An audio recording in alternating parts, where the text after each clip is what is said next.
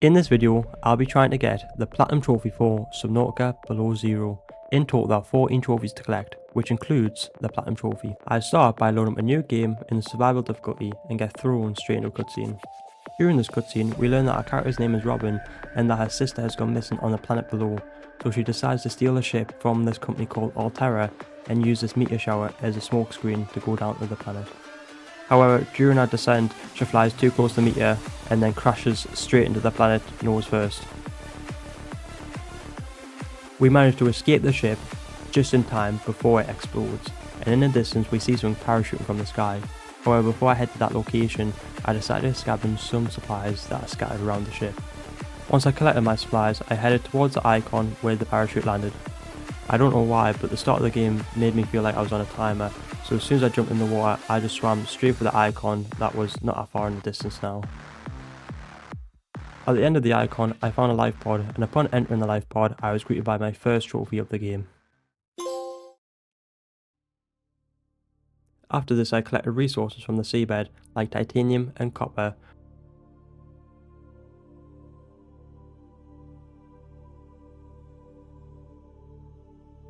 With these resources, I was able to create tools like the survival knife and the scanner from the fabricator within the life pod. With the scanner in hand, I was able to scan sea glide fragments. Once all the fragments were found, I was able to craft the sea glide.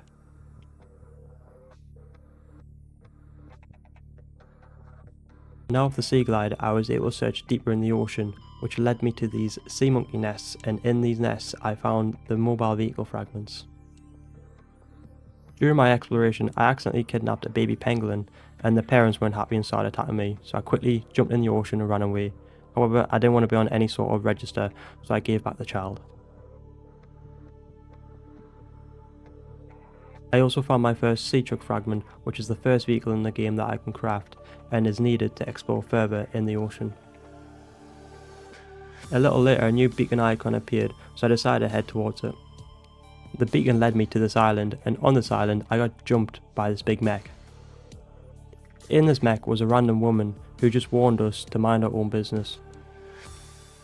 She then ran off in the mech suit and jumped in the ocean. Further up the island was this big tower, which was a satellite surveillance tower. However, it wasn't active at the moment as it was missing an override module port. With me not being able to do anything on this island at the moment, I decided to head back to the life pod and fabricate the mobile vehicle bay. I then find the last sea truck fragment that I need, and then use the mobile vehicle bay to create the sea truck, which leads to another trophy.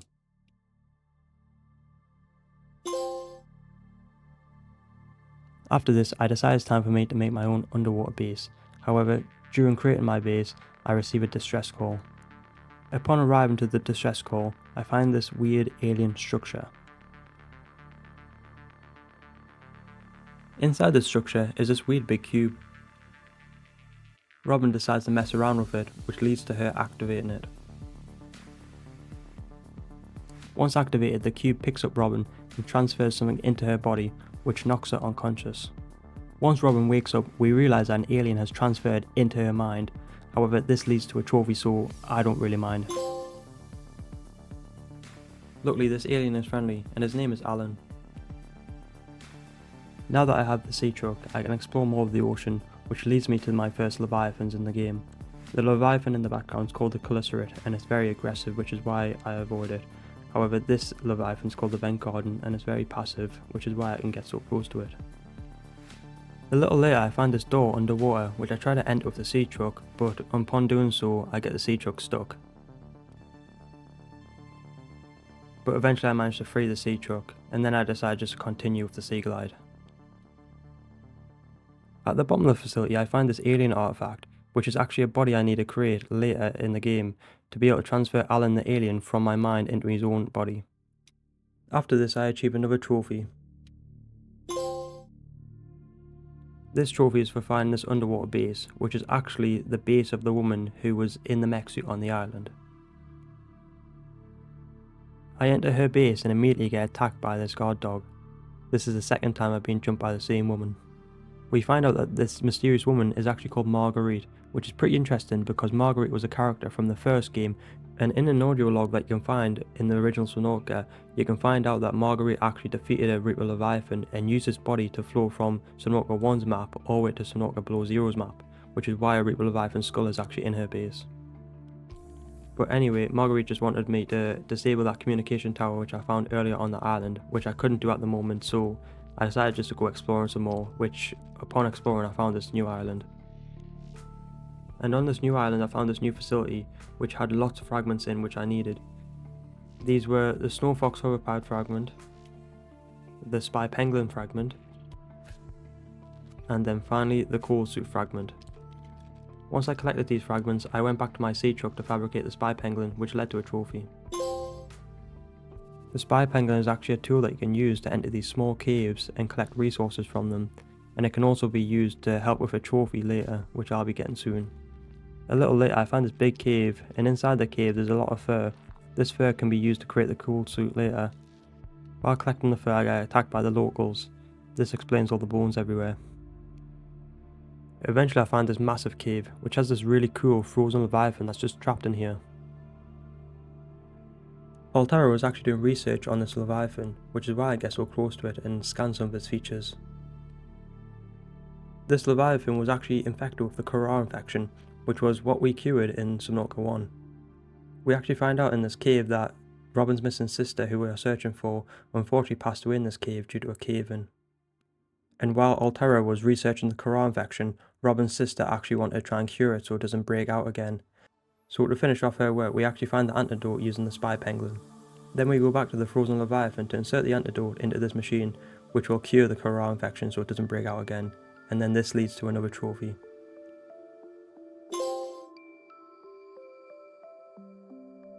After this I build the Snow Fox hover pad, and then fabricate the Snow Fox, because this also gets another trophy. Also on this island is this sort of drawbridge, which I can't activate yet to go to the other side, as it's got a ruptured hydraulic fluid, which I don't have yet. So instead I head to this new icon that appeared, called the Architect Body Cache. At the icon I find this Architect component, which is actually the first stage of building the body for the alien in Robin's mind. I then go back to the bridge because I built the hydraulic fluid needed, which leads to a trophy. With the bridge now extended, I can head to the other side of the island. This side of the island is a little more scary due to all the skeletons around, but this is because of a leviathan in this area called the Iceworm. The Iceworm stays underground, but sometimes it comes out to try and attack me, but as long as I stay on the Snow Fox, I'm usually pretty safe. So I just continue to explore while trying to avoid the Iceworms, and eventually I find this alien facility. Inside I find another Architect component, which is another stage of building the alien's body. Now that I've fully explored this island, I decide to go back to the sea truck and realise I never put on the coal suit that I fabricated specifically for this island. This also leads to a trophy. After this I go back to my base and fabricate the jukebox, which leads to another trophy.